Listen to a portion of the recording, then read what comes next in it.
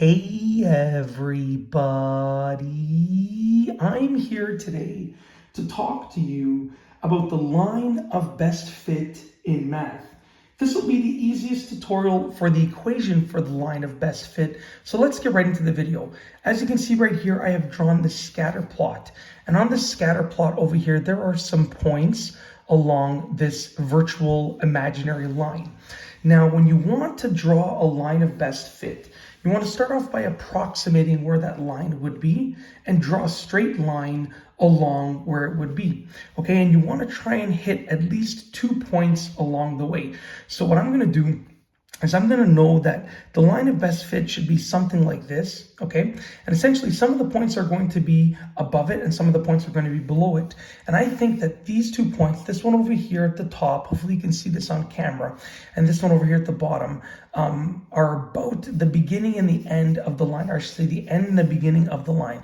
So what I'm going to do, you would obviously use a real ruler for this, but I'm just going to go and I'm going to freehand it. I'm just going to draw a line that would kind of be the line of best fit. And you can see it hits this point over here and this point over here, just to be clear. So we're hitting both of the points. I'm going to move my camera slightly up so you can get a better view of the entire line. Okay, so now that we've approximated the line, what we're going to do is we're going to plot the 2 points. So I'm just going to go ahead, and I've actually drawn this on a side sheet of paper earlier. So, I'm going to go and I'm just going to write the coordinates just to save us time instead of counting all of them out. So this one at the top would be 6, 8. Okay, so I'll put a bracket here, 6, 8. And if you follow the lines, it makes sense. And this is obviously not perfectly to scale. When you do this in real life on real graph paper, it's going to look perfect. Okay, but this is just a hand drawing. And then this is going to be at the bottom 2, -4. Okay, so you can see right here, I'll put a bracket 2, -4. I hope my marker lasts for the whole video. I really do hope my marker lasts, but we'll see. 2, -4. If not, I have a pen that I can continue using. So now that we've plotted the 2 points, we're going to find the slope of this line. Okay, so to find the slope, you have m, which is your slope. M equals, okay, and you have y2 minus y1. So we have y2 minus y1 over x2 minus x1. x2 minus x1, okay?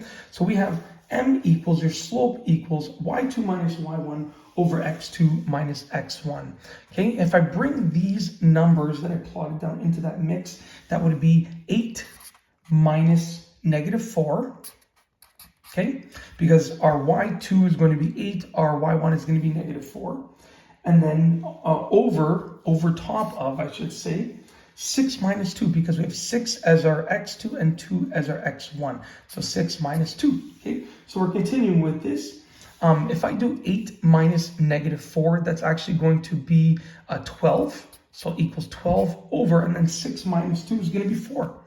So 12 over 4, and then if I bring this down to, if I reduce the fraction, 12 over 4 is going to be the same as 3 over 1.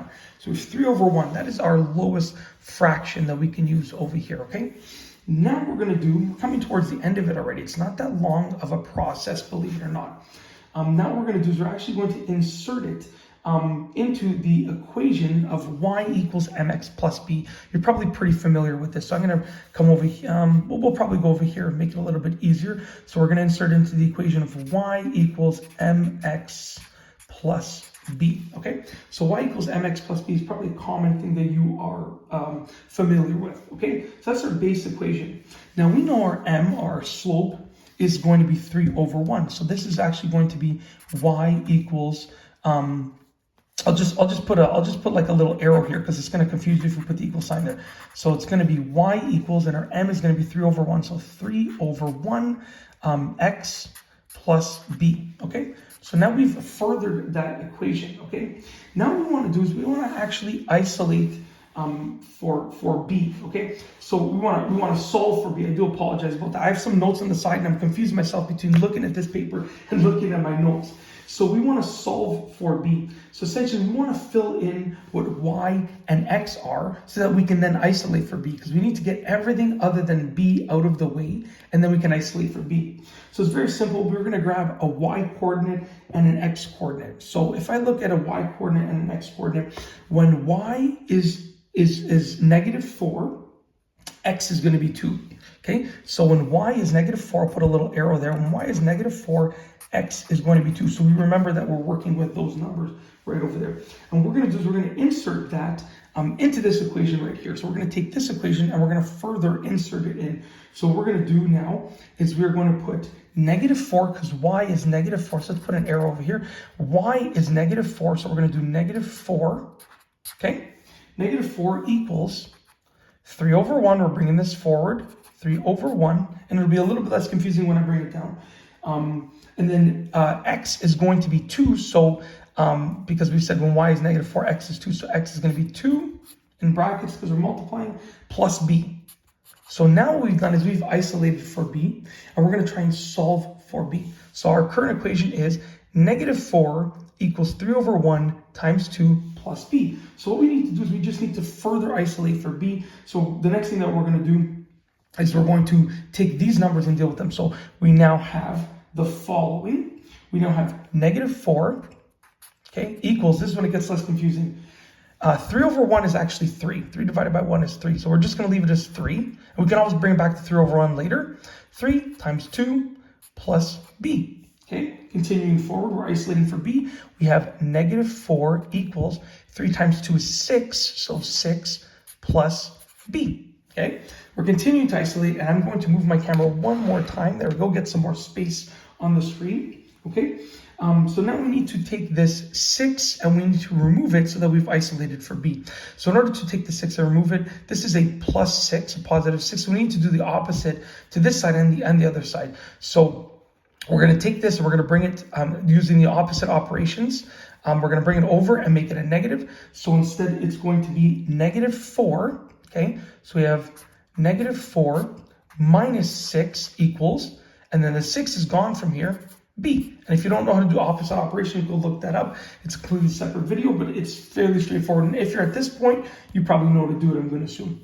Negative 4 minus 6 is going to be negative 10 equals b. So we now have our b. We've solved for b. So all we need to do now is put it into the equation of y equals mx plus b. So we have, and this is why I left this separate over here. It's a little bit confusing, but it makes sense now. So y equals mx plus b. What we're going to do is we're going to bring this down to our final equation for the line of best fit equation, okay? Which is going to be y equals 3 over 1, because that's our m. That's always going to be our m. 3 over 1, so 3 over 1 x plus, sorry, not plus, it's not plus b because it's a minus 10, so minus 10. That is your final equation for the line of best fit. Y equals 3 over 1x minus 10. And remember, whenever you have a number like 6, it can be 6 over 1, right? Because we changed 3 over 1 to 3. I could have left it as 3 over 1, multiplied these numbers, and it would have brought me to 6 over 1.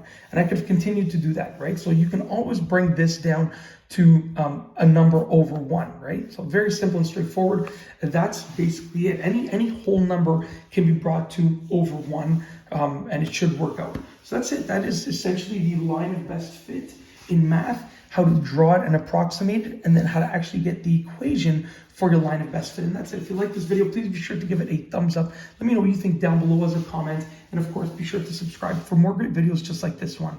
And that's all I have for you today. Thanks for watching.